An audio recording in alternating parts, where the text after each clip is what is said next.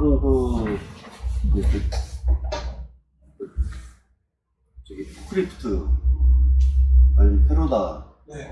이런 이제 사장님하고 운전하시는 분이 들어오셔가지고 거기에 대한 건설 장비 뭐 하역 작업인데 그냥 통틀어서 그냥 건설 장비로 해가지고 그런 그 교육을 좀 실시할까 합니다. 다음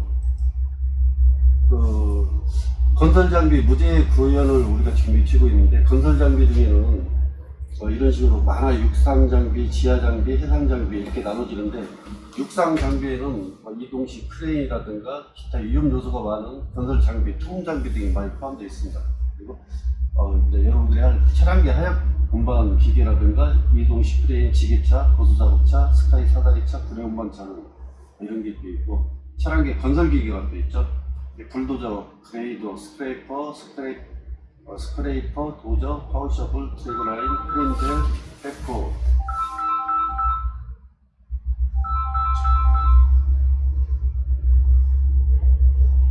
뭐 좀 하려면 적어봤어. 이런 게 있어요. 어스들이라든가 굉장히 많아요. 덤프트럭도 들어가고. 그리고 기타 조정 면허가 없는 그런 사람들이 고수 작업대라든가 렌탈. 여러분들이 해당되는 건 이제 하역 작업을 하는데 뭐 지게차 종류에 속하겠죠. 이 지하 장비는 솔직히 아실 필요 없는데 그냥 나와 있으니까 TBM이라든가 쉘 머신, 전보 드릴, 록볼트 머신, 기타 또 이제 해상 바다 그 항만 공사에 가면 준설선이 바지에 설치되어 있고 해상 크레인이 있어요. 개인선 및 기타 선방도 있는데 여러분들이 굳이 아실 필요는 없는데 이 해상 작업할 때는 이 세 개가 꽉 필요해요. 그리고 위험성도 많고 사고 위험도 많아요. 제가 전에 항만 공사할 때도 한 3년 근무해봤는데 굉장히 피곤하고 바다에 나가서 바지선 위에 있는 자체가 사람이 피곤하더라고요. 현장 투입 건설 장비 보면 불도저라든가 불삭기, 롤러, 트레이더, 지게차 쭉 있죠. 이제 여러분들은 이 지게차 여기 속해야겠죠.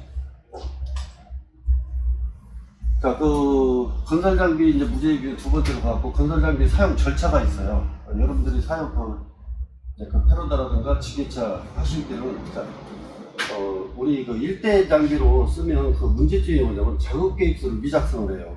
지금 오늘 이제 작업한다고 하면 그 전날에 미리 작업 계획서를 작성을 해가지고 공사팀 들려가지고 승인 받고 우리 안전팀한테 줘야 우리가 승인하고 다음날 작업을 하는데 일대로 하다 보니까 그런 게 잘 안 돼요. 이제 보험 가입증이라든가 관련 서류가 미확보가 되고 운전은 교육 미실시 이게 바쁘다. 특히 지게차 같은 경우는 바쁘다 보니까 그냥 막 전화해서 오면 바로 작업하고 또 이게 길게 가는 작업 시간이 아니고 짧게 하다 보니까 이렇게 놓치는 경우가 많은데 저희 현장에서는 절대 이런 일은 없어요. 제가 공사팀한테도 항상 말을 하는 게 장비 작업이 있으면 그 전날 장비 작업 계획서를 작성해갖고 서류하고 같이 가지고 와야 내가 작업을 시켜줘요. 제가 이제 그런 습관이라는 걸 잘 들여놨어요. 우리 현장은. 아니면 저는 작업 안 시켜요. 장비가 하루 전에 안 들어오면. 그리고 사전에 지역 내 장비업체를 확인해서 관련 서류 청구하고 실제 사용 시 서류가 확보된 장비에 한하여 현장을 투입하고 있습니다. 그리고 운전을 신호수 유도자에 대해서는 작업 내용, 연락, 신호 방법, 운행 경로, 제한 속도 등에 대한 내용을 교육합니다. 이건 산업안전보건법 시행규칙 제50조에 들어있는 사항이고 차량계 건설기계 종류 및 성능, 작업 방법 등이 포함되는 작업계획서, 이 작업계획서가 중요해요. 이것도 산업안전보건법의 38조에 이렇게 하게끔 되어 있으니까 저는 여기에 따라서 할 뿐입니다. 자, 먼저 장비를 사용하려면 사용 계획을 전날에 수립해서 장비를 임대를 해야겠죠. 그리고 장비 투입 보고를 하고 현장 투입해서 현장 사용하시면 됩니다. 계산 기종을 선정하고 관련 서류 확보 및 검토. 여기 보면 등록증, 검사증 같이 있죠. 한 장에 등록증, 검사증 따로따로 복사해서 가지고 다니셔야 돼요. 그리고 면허증, 이 장비 면허증, 그리고 보험 가입증, 보험 가입증도 보험이 지나갔는지 이런 거 꼭 확인하셔야 되고, 장비 재원표, 임대차 계약서 확인, 그리고 차량계 하역 운반 그들 이게 작업 계획서 작성을 해주셔야 돼요. 아까 작업 계획서 말씀드렸죠. 그리고 투입 장비 사전 통보, 사전에 미리 공사 측에 연락을 하고, 또 이제 관리해서 불겠죠. 그러면 안전으로 와요, 서류가. 그런 식으로 하셔야 된다. 그리고 사용 전에 장비가 현장에 들어오면 사용 전에 전문가는 아니더라도 이 장비 점검하는 포인트가 있어요. 그러니까 거기에 준해서 간단하게 장비 점검을 하고, 그리고 실온수라든가 운전원 교육을 실시하고 이제 작업에 들어가면 됩니다. 그리고 특히 페로다라든가 지게차는 후방 감시 카메라 이게 항상 부착이 돼 있어야 돼요. 돼 있나요? 다? 예, 있습니다. 그리고 접근 금지 안전 통로 시설 설치 의무. 요건 우리 그 신호수 아니면 그 직영들이 이거 하면 그 에리어는 설치해 드릴 거예요. 자, 건설 장비 관리할 때 이 루트를 한번 보세요. 자, 협력업체 어디 건설 사전 승인 요청을 하고, 여기에서 장비 점검을 해서 합격된 것만 현장 투입을 합니다. 그러니까 이게 공사팀에서 공사팀으로 협력업체에서 작성해갖고 공사팀으로 오고, 이게 또 안전팀으로 옵니다. 그러면 안전팀은 육안으로 기능검사 및 서류검사하고 합격동기에 한해서 승인 허가증을 장비 실명자를 해가지고 그 허가증하고 사진하고 넣어가지고 다 모든 게 완벽하게 됐을 때 그걸 발급을 해줍니다. 그리고 현장에 들어가서 작업을 하시면 됩니다. 이 장비 내용은 모든 장비가 다 포함된다고 보시면 돼요. 그래가지고 제출 서류는 장비 등록증, 보험증, 그리고 운전면허증, 검사 필증, 그리고 요즘은 이제 기초안전 보험교육 필증 이것도 있어야 되고요. 이 서류 및 장비 점검에 대해서는 장비 등록 및 점검 일자를 확인하셔야 되고, 장비 보험 기간을 확인하셔야 되고, 장비 운전원 적정 면허 여부를 확인하셔야 되고, 그 법정 방호 장치 장비마다 다 틀리죠. 그런 법정 방호 장치를 확인하셔야 되고, 와이어 사용하면 와이어 사용할 일은 없겠지만 이런 식으로 하면 된다. 자, 건설 장비 투입할 때 사용시 업무 절차예요. 차량계 건설계 작업 전 작업 계획서는 100% 작성을 해야 되고, 안전팀에서 승인 후 작업이 가능합니다. 자, 그리고 후방 인지 카메라, 후방 카메라하고 이런 후상회의라든가 장비 실명제 이런 카드를 만들어 드려서 옆에 잘 보이는 데다가 부착을 해 놓으시면 돼요. 자, 이건 아까 제가 말씀드렸다시피 협력사에서 장비 이제 신호수예요. 신호수를 선임해서 협력사에서 신호수 선정해 보면 우리가 교육을 시켜가지고 이 신호수 선임계를 드려요. 그럼 이제 오시면 우리가 신호수를 다 붙여드릴 거예요. 그러니까 작업하시면 돼요. 그리고 신호수가 신호할 때 운전원하고 15도 방향에서 잘 보이는 곳에서 신호를 하게끔, 안 보이면 사장님들이 말을 해주세요. 잘 안 보이니까 여기서 신호를 해라, 이런 식으로 해가지고 서로 신호수하고 운전하시는 분들하고 이 신호 체계라든가 이런 게 말이 다 이루어져야 돼요. 이런 건 제 사례인데 한번 이렇게 보시면 돼요. 이것도 마찬가지. 요런 건 특히 이제 페로다나 지게차 작업하실 때 용도의 사용을 하시다 보면 이런 사고가 나요. 지게차가 뭐예요? 포크 리프트 집어넣어서 물건을 들고 상차하고 상하차 시키는 건데, 끈을 와이어풀 묶어갖고 뭘 잡아당겨달라 뭘 하면 절대 안 돼요. 그거 해주시면 안 돼요. 진짜 저는 그런 거 보는 순간에 그 차는 뺄 거예요.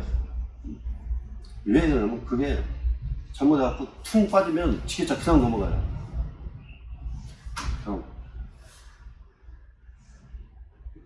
이런 것도 그냥 한번 보시고, 카페에 들어가서 이 자료 다운 받아가지고 여러분들은 보시면 됩니다.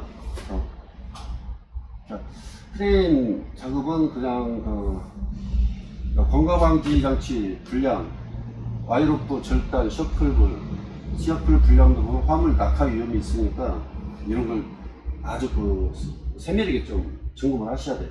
그리고 줄거리 작업 방법 분량으로 낙하 위험이 있어요. 뭐 외줄로 한다든가 그러면 안 되고 항상 두 줄로 해서 60도 각을 이뤄서 이동할 수 있도록 하고, 중량물 운반자 없이 관성에 의한 중량물과 운영자 간의 충돌 위험, 관성의 법칙 아시죠? 크레인 상부 또는 내일 통로에서 보수 점검 및 추락 포착 위험 등이 있다. 다음. 자, 안전수칙이에요, 안전수칙. 모든 신호는 이 크레인이라고만 보지 말고 모든 장비 작업의 기본은 신호는 지정된 신호수 교육받은 한 사람만 해야 되고, 운전자는 항상 정해진 신호에 의해서 운전을 해야 돼요. 그러니까 사전에 미리 신호 체계를 확립을 하셔야 된다는 얘기예요. 그리고 이상을 발견했을 때는 즉시 운전을 중지하고 관리 감독자에게 보고를 해야 되고, 양중하는 자재 중량 및 무게 중심을 내측으로 정확히 적어두셔야 되고, 양중 시의 각도는 원칙적으로 60도 이내로 하시면 되겠고, 한가락 들기는 절대로 하지 않습니다. 외줄 들기. 네. 권상 용구는 들고자 하는 물건에 적합한 것을 사용합니다. 와이로프라든가 스렌벨트, 시플 등도 항상 산업안전 공단이라든가 AKS 허가 같은 걸 사용하시고, 허가 없는 건 사용하시면 안 돼요. 그러니까 두 가닥 들기 이상은 로프에 균등한 커튼이 걸리도록 해야 돼요. 똑같이. 크레인 거리 위치는 들고자 하는 물건이 스테이 되도록 무게 중심에 적합한 위치를 선정을 해야 되고, 또 크레인 거리는 확실히 하며 들어 올리기 전에 PD 권장용구가 후크 중심에 있는지 다시 한번 확인을 해야 됩니다. 그리고 반전 작업할 때는 중심 이동을 루프의 풀림 또는 미끄럼 등에 주의를 하셔야 되겠고, 드는 물건은 원칙적으로 높이 2m 이상으로 들고 사람들이 있는 대로 스윙을 하든가 지나가고 가면 안 되겠죠. 항상 사람을 피해서 안전한 경로로 운행을 해야 되고, 양조하고 있는 자재 상부의 승강 및 하부로 통행하지 않도록 신호수가 해야 되고, 여러분들도 작업하시다가 보면 경운기를 눌러가지고 못 들어오게 하시면 되겠고요. 작업 전 주변을 반드시 살피고, 통행자가 있을 때는 통행자가 우선이 돼야 됩니다. 그리고 붐이라든가 이런 후크라든가 이런 건 반드시 전후작업을 충분히 살피고 하시면 되겠고, 지정된 신호에 따라 가지고 운전을 하셔야 되고, 신호수는 다른 일을 하면 안 돼요. 신호만 하게끔 해야 돼요. 다른 일을 하면 위에서 좀 뭐라고 하고 그러세요. 그리고 2인 1조 양중은 2인 1조로 하게끔 하고, 양중할 때는 인양 루프라든가 이런 거 설치해서 할 수 있도록 하고. 양중하는 자재를 적재할 때는 다음과 같이 확인을 해야 됩니다. 안전하게 두는 방법과 쌓는 방법을 선택해서 필요에 따라서 스토프 및 결박을 해주었습니다. 다음 작업이 용이하도록 침묵 및 금목으로 받쳐주고, 자재는 종류별, 크기별, 사용 빈도별로 적재를 하시면 되겠습니다. 자, 운전은 운전 중 핸드폰 사용 및 흡연, 불필요한 행동을 하여서는 절대 안 됩니다. 해당 장비 작업은 반드시 안전팀의 장비 점검 이상이 없을 시 실시하는 걸로 원칙으로 합니다. 다 했어요? 자, 이것으로 교육을 마칠 테니까 사장님들은 서류, 보험서류라든가 등록증, 검사증, 보험서류, 면허증이라든가 이런 걸 다 제출해 주시기 바라겠습니다.